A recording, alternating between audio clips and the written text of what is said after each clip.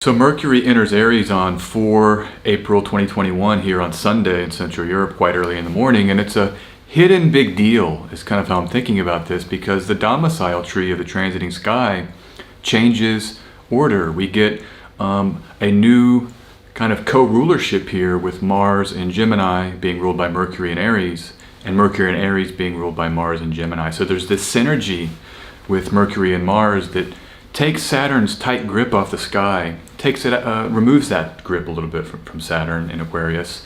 And it's a time when we might think about action and thinking, how those combine. We think about the actions we're going to take, or we act using thinking and writing, or any combination of those two things. So get ready. It's a big deal. It's a big shift, and I'm happy about it. Hope you are too.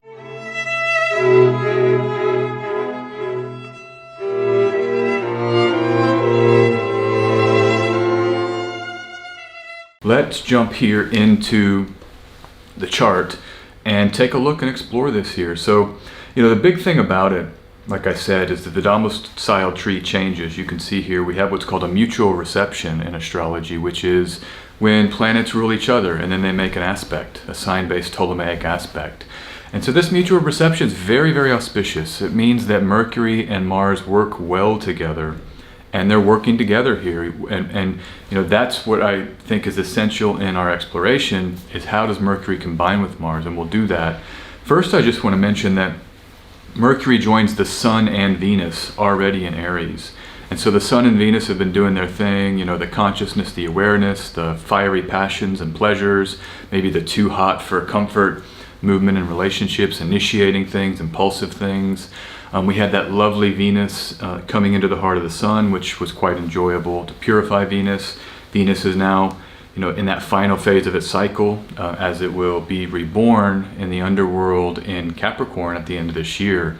And so Venus is an evening star almost, still under the beams of the Sun, but Mercury comes and joins that mix. And so it changes how Venus and the Sun relate, because now we have another planet to mix energies with. Mercury being what we say, what we talk about, what we write about, what we think about, how we analyze things. I think there's a sense here that communication can sometimes be so essential to who we are. It's one thing to experience awareness. You think about yogis and they're on the cushions in monasteries, for example. And a lot of these people in the West that went and studied in Burma and in Thailand, in the 70s and 80s, they all came back and wrote books. And even Ram Dass is a great example of that. Had serious teachers in India, and it was the writing of the book that allowed that full flowering, that full expression of the changes that the self underwent in terms of that rigorous spiritual practice. So this is what Mercury can do when it comes into the mix. And that book, by the way, is called Be Here Now. It changed the world in a lot of ways.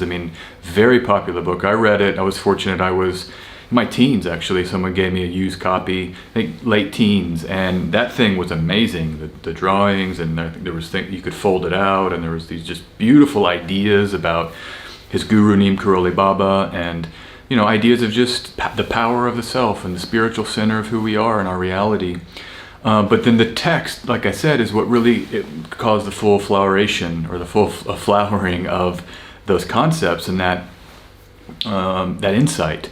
And that's what Mercury can do. It's coming in here to mix, and often with Venus is other people. And so if we're talking about how we have ourself, we embody the self, the light of reality, of the being that we can place on things in our reality. And then we have Venus, other people in our lives. We're sharing our insights, we're sharing our wisdom here in this transit. And now I think we can talk about it with others. We might want to say, hey, let's communicate about who I am. Can I share myself with you in some way? Maybe you'll figure out a way to share yourself with people around you in a different way, or in a way that you're impassioned by. That's what Venus in Aries is. So maybe there'll be some moments of impassioned disclosure, or just enjoyment of being seen and showing oneself, and then receiving that attention back, and then maybe sharing with the verbal side and the writing side. So love letters, if you want to think about that, this may be kind of a love letter transit. Sometimes those are so intense. You read these older love letters. I was just looking at whose was it? James Joyce had some pretty wild love letters that I saw online. But maybe in this day and age, it's DMs or whatever we do in this day and age. But, so anyhow, that's one point I wanted to bring here. It's communication about the self with the others, Mercury, Venus, and the Sun mixing. And this will be for the whole of Mercury's transit until Venus leaves Aries before Mercury and the Sun, like 5 days before, something like that. So much of this transit is this mix of these three planets. And this is where it starts getting good now, because you have this mutual reception. And so the Sun and Venus, the Sun is already exalted in Aries. Venus has been hurting, but with its the ruler of the exaltation of the sign that it's in, means that the Sun has been able to support Venus. But now Mercury comes in, and then this mutual reception with Mercury and Mars is the ultimate support for all four of these planets. And I think about this, instead of being clamped down by Saturn, we've had Saturn ruling the domicile tree of the sky since December, when Venus left Libra. Venus came into Scorpio in December, and then Venus has now been moving through the signs, as we've seen. So that's a long time. We're here in April. That's about 4 months. Over 4 months of Saturn being the ultimate ruler of every planet. Now the moon, once a month, once every 29 days or so, comes through, or 28 days, whatever it is, comes through Cancer. So we have that lunar break in the domicile tree. We always get that. That's part of, I think, why the moon is considered home or emotion. It's something that we reliably can lean into every, like I said, month. We get that Cancer moon. And these Cancer moons have been great, by the way. I've been really enjoying them. They've been waxing, the recent Cancer moons, and the moon has been safe from Mars and Saturn and the nodes. So those Cancer moons have been pretty sweet, but setting that aside and just looking at the other planets and most of the days when the moon is not ruled by itself, we've had Saturn in control, and that breaks up here. So we're now more maneuverable, is how I'm thinking this shift will become. And Mars is now overcome via a trine from Saturn in Aquarius, and Mercury via sextile. And so that Mars-Mercury Saturn relationship is making these aspects that we like in astrology, the sextile and the trine. So it's supportive Saturn now. Saturn in Aquarius coming in to support our action, our movement, our breaking away. That's all Mars, our sort of decisions to act and abandon things and get into our power, saying no, saying yes, the feeling of excitement and urgency.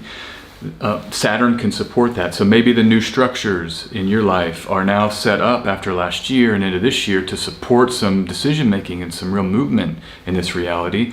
And then of course we have Saturn also supporting Mercury, which is a lovely transit, because to communicate, I think, with confidence, often we need a place of stability.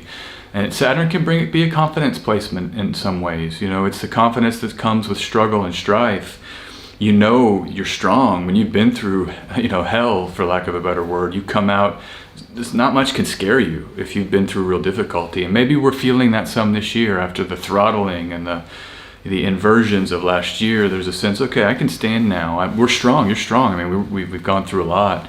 And so we can speak from a place of that power and that experiential wisdom and the power of experience that experience has offered us. So that's why I think these sextiles and trines can support this Mercury-Mars mutual reception. And this is kind of the new groove. This is our new life in the new decade. I don't think things are changing much. It doesn't seem like we're going back to anything, right? We're heading into this new thing. And, it's scary, it's terrifying at some level, and at the same time, what else is there? There's only a choice but to embrace it. And this transit, this is about 3 weeks of Mars here in this mutual reception with Mercury, as Mercury goes through Aries for about a 3-week period, this is a chance to, I think, dynamically say yes and move into with power and movement into this new thing we're in. So Mercury enters the heart of the Sun during this transit in that last degree of Aries in mid to late April, while Mars is still in Gemini. So Mercury will be having its purification, a superior conjunction with the Sun before it becomes an evening star and goes retrograde later in Gemini, upcoming here during eclipse season. But you get a purification of Mercury too while this mutual reception exists. So what can we do here? I think there's room to start some action that we can let build into the rest of the year. Maybe let build until that Mercury retrograde period comes. there is this idea, I think, about we can think about action or we can act with thinking. That's the nature of how I see this. Writing a manifesto, I'm thinking, is a real martial way to approach Mercury and Aries. It's like, these are my principles. This is what I am injecting into the reality. These people can sign it with me, and we're kind of coming at whatever's out there with our idea sets, our Mercury, and our thinking and analysis, and we're going to move into this world in a way that's expressed in language. That's what a manifesto is. So write your manifesto. Maybe it's a personal manifesto you can write during this time. And Mercury will also receive that sextile from Jupiter and be with Venus for almost all of the transit. Mercury's with Venus, but that sextile from Jupiter, the whole transit. So both benefic planets are sweetening the pie here. This is some of the best astrology I think we'll have before eclipse season, and after eclipse season there's pockets and there's some great stuff too, even during eclipse season, but with Jupiter and Pisces and how that will sweeten some of the other signs. We'll get some love from Jupiter, but this is kind of a real sweet energy to get moving, get thinking, get into your action, get into some decision making, get into some movement, some assertion, and because both benefics are here supporting. Jupiter and Venus love to help and support other planets. They mitigate and they raise things up here, even more than the mutual reception's already doing. So let me see here. That's really all I have to say. Just a few more thoughts here on Mercury and Mars. Mercury's games, fun, children, tricksterism, language, analysis, trading, money, business. There's a lot. Mercury's probably signifies the most things. It's brothers and sisters, and Mars, what is Mars? Like we've already said, fire, breakage, acrimony, but sometimes can be positive, right? Saying no, saying yes, making a decision, taking action from a place of that decision, moving out from things that are settled and into something new. Mars is a very powerful energy. So when we combine that, maybe there's room to initiate and take on a lot of that mercurial activity during this very lovely time. And that new moon that's coming up in Aries, the next syzygy, is the sweetest, new moon. Do that new moon magic is my advice if you'd like to do magic that way on that Aries new moon. It's one of the better new moons with all the sextiles we're going to have in a long, long time. So enjoy the week. Glad to be back here. Glad to see you. And as always, you can go to my website, sjanderson144.com/readings. Click here to schedule a reading at the top. If you just go to sjanderson144.com, schedule a reading. I'd love to get into your life, talk about your life, talk about the astrology with you and divination and tarot. And I will be back very soon with weekly astrology for next week. So have a good one.